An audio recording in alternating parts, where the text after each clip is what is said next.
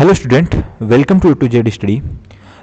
Z study के online platform पे यानी यूट्यूब चैनल पे आपको इंडियन एयरफोर्स के लिए, इंडियन नेवी के लिए मैथमेटिक्स की क्लासेज आज से स्टार्ट हो गई हैं। आज हम पढ़ेंगे स्ट्रेट लाइन यानी सरल रेखा। हिंदी और इंग्लिश दोनों में पढ़ाऊंगा। बेसिकली नोट्स है वो इंग्लिश में लिखे हुए हैं, बट आपको हिंदी में भी समझ में आ जाएगा। कोई भी अगर आपको डाउट लगता है या फिर आपकी कोई भी रिक्वायरमेंट हो, लाइक हिंदी के लिए, इंग्लिश के लिए अलग क्लास या फिर दोनों के लिए मिक्स क्लास, वो आप मेरे को बता दीजिएगा, कमेंट कर दीजिएगा। हम नेक्स्ट जो क्लास से वो चीज़ें आपके लिए हम ले आएंगे। बाकी हम बिना किसी देरी से मैं वीडियो को स्टार्ट कर रहा हूँ, आपका टाइम मैं बिल्कुल भी वेस्ट नहीं करूँगा। तो सबसे पहले स्ट्रेट लाइन में बेसिक सी चीज़ें होती हैं। दो पॉइंट दे दिए, मान लो आपको P हो गया x1 y1 और Q हो गया x2 y2।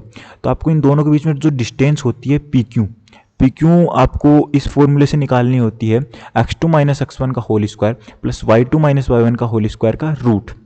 फॉर एग्जाम्पल, आपको एग्जाम्पल के लिए जैसे मैंने लिखा है यहाँ पे कि 6 माइनस 4 और 3 जीरो के बीच में आपको डिस्टेंस बतानी है। तो 6 माइनस 3 या फिर 3 माइनस 6 कुछ भी हो सकता है। x2 माइनस x1 बोल दो या फिर x1 माइनस x2, क्योंकि ऊपर स्क्वायर लगा इट मीन्स प्लस माइनस का कोई फर्क नहीं पड़ेगा।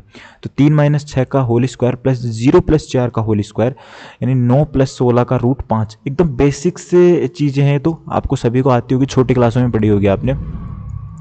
ये जो अगला जो सेकंड वाला जो है, ये इसमें थोड़ा इंपॉर्टेंट आता है, क्योंकि इस पे बहुत सारे क्वेश्चन पूछे गए हैं और पूछे जाने की संभावना है, पूरी पॉसिबिलिटी है।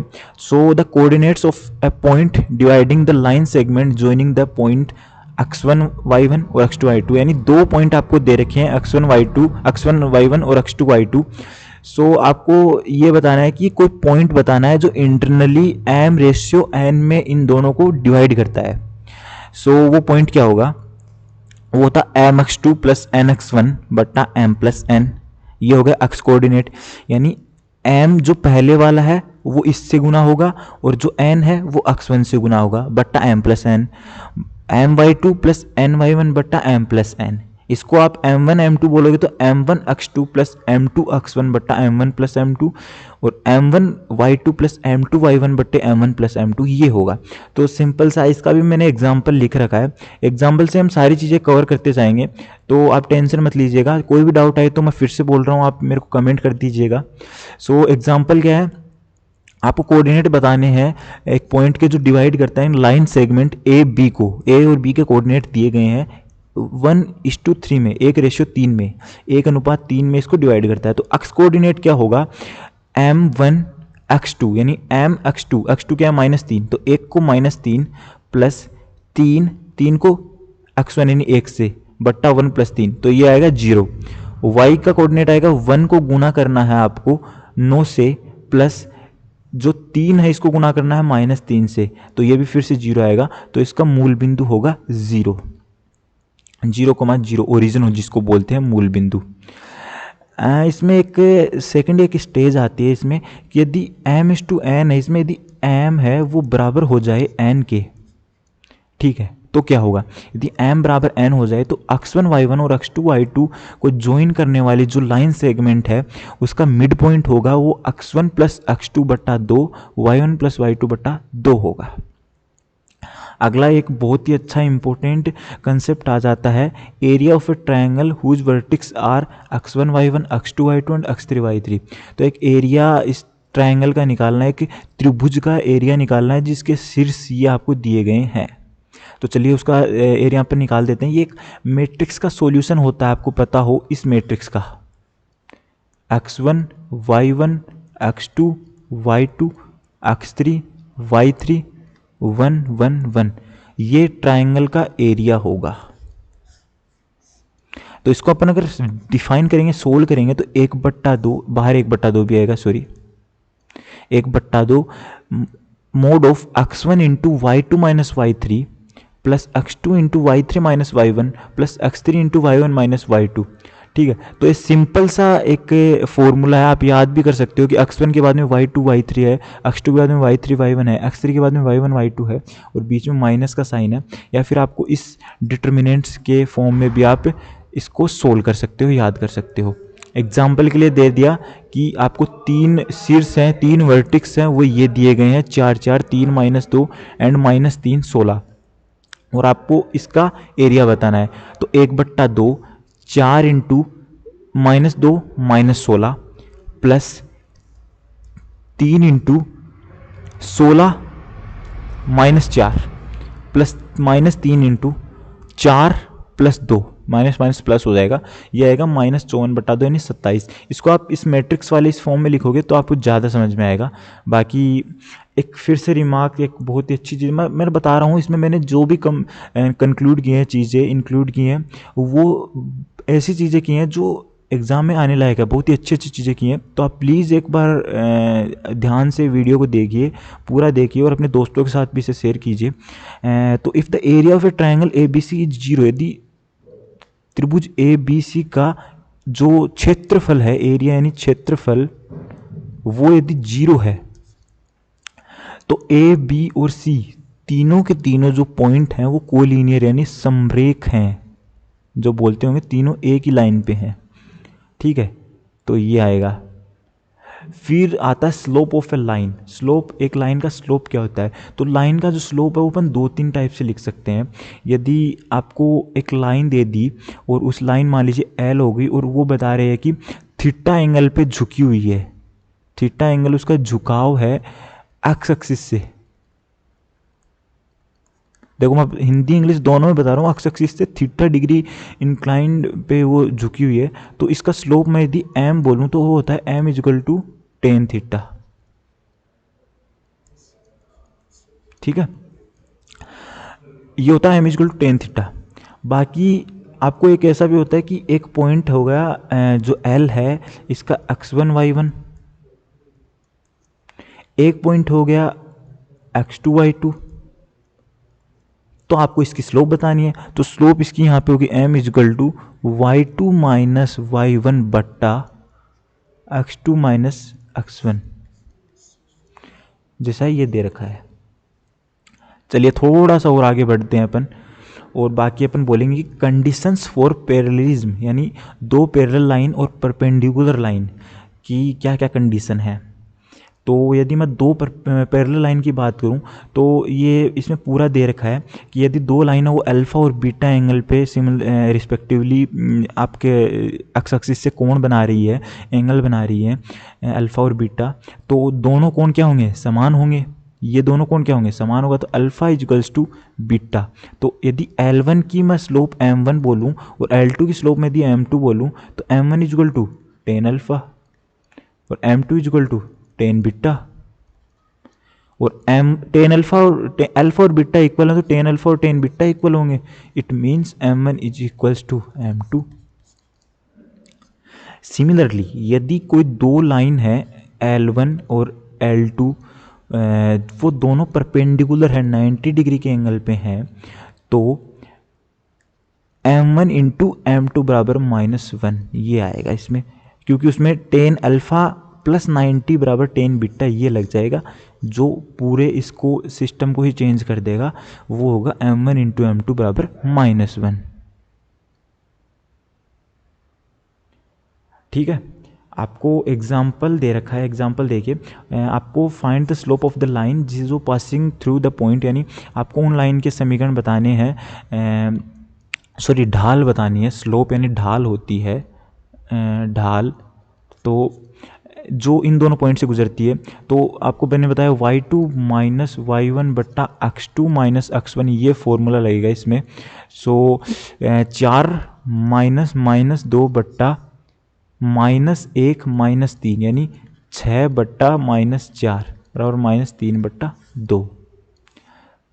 अगेन सेम यही फॉर्मूला लग जाएगा, अगेन सेम यही फॉर्मूला लग जाएगा। तो बी और सी आप आराम से कर लोगे, मैथमेटिक्स के स्टूडेंट हो इतना तो कर ही लोगे। थर्ड नंबर का क्वेश्चन आता है, making inclination of 60 degree with positive direction of X axis. तो फिर से आएगा इसमें m equal to tan theta वाला फॉर्मूला लग जाएगा, और टेन 60 डिग्री इट मीन्स √3, तो इसकी √3 आ जाएगी। अब बात आती है एक अलग कंसेप्ट की, जो है एंगल बिटवीन टू लाइंस। दो लाइन के बीच में एंगल कितना होता है? तो यहाँ पे L1 दे रखी है, एक L2 दे रखी है, और इसके बीच में एंगल थीटा दे रखा है। तो आपको कुछ नहीं, आपको एक फॉर्मूला याद कर लेना, tan theta is equals to mod of m1 minus m2 बट्टा 1 प्लस m1 m2 बशर्ते 1 plus m1 m2 not equal to 0। ये 0 के इक्वल नहीं होना चाहिए, ये यहाँ पे मोड भी लग जाएगा। मोड क्यों लगा? क्योंकि इसकी पॉजिटिव नेगेटिव कुछ भी वैल्यू हो सकती है। हाँ, तो m1 माइनस m2 बट्टे 1 प्लस m1 m2 ये टेन थीटा, यानी दोनों इनके बीच में एंगल होगा। यहाँ पे थीटा याद रखिए, थीटा इन दोनों के बीच में मैंने एंगल लिया लाइंस के बीच में। और L1 की जो स्लोप ढाल है वो m1 और L2 की ढाल m2 है। एग्जाम्पल देख लीजिए इसी पे बेस्ड कि यदि दो लाइन के बीच में एंगल π/4 है और एक की ढाल 1/2 है तो दूसरे की ढाल बतानी है आपको। तो tan π/4 क्या होता है 1 बराबर m1 मैं 1/2 ले लूँ और m2 को मैं, ये हो गया 1 माइनस m2 बट्टा 1 प्लस 1/2 m2, यानी 1 प्लस m2 बट्टा 2 बराबर 1 माइनस m2। m2 को मैं इधर ले आऊँ, या फिर हाँ m2 को इधर ले आऊँ तो 3m2 बट्टा 2 बराबर यहाँ पे आएगा 1/2 माइनस 1/2। तो m2 is equals to minus 1/3। Calculation mistake थोड़ा देख लेना, बाकी यही आना चाहिए मेरे अकॉर्डिंग। एक और क्वेश्चन देख लीजिए कि आपको लाइन थ्रू द पॉइंट, ये दो पॉइंट से गुजरती है और एक लाइन है इन दोनों से गुजरती है, तो दोनों परपेंडिकुलर है। आपको बताया कि एक लाइन तो इससे गुजरेगी, एक लाइन इन दो पॉइंट से गुजरेगी, दोनों परपेंडिकुलर है। तो मैं m1 निकाल लेता हूँ, यानी पहली लाइन इसकी L1 बोल दूँ मैं, ये L2 बोल दूँ, तो m1 होगा 8 माइनस 6 बट्टा 4 प्लस 2, यानी 2/6 1/3।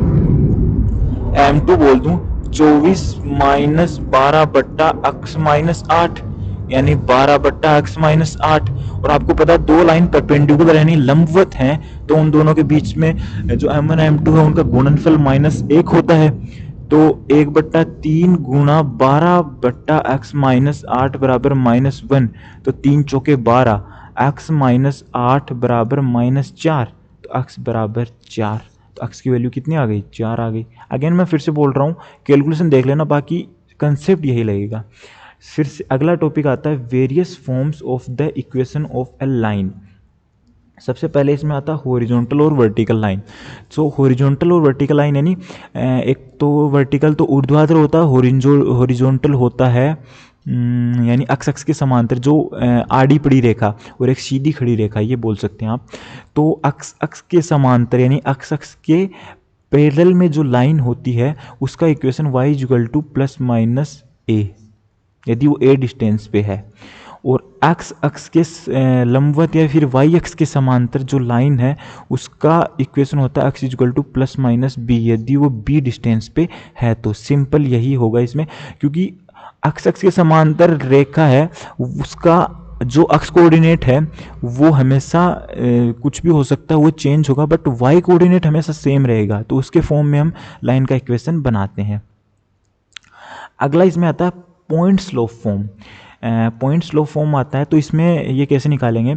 इसमें क्या होता है कि आपको क्वेश्चन इस प्रकार से दिया रहता है कि आपको स्लोप दी रहती है किसी लाइन की और आपको दिया रहता है एक पॉइंट, तो आप वो कैसे निकालोगे? तो उसके लिए अगर पॉइंट मैं P बोल दूं x0 y0 और स्लोप है m, तो y माइनस y0 बराबर m into x minus x0, ये इस लाइन का इक्वेशन होता है। क्वेश्चन करते हैं, देखो आप ही एग्जाम्पल नंबर 5 आपको दिया गया है, क्वेश्चन दिया गया है कि find the equation of the line through -2 3 और स्लोप है -4।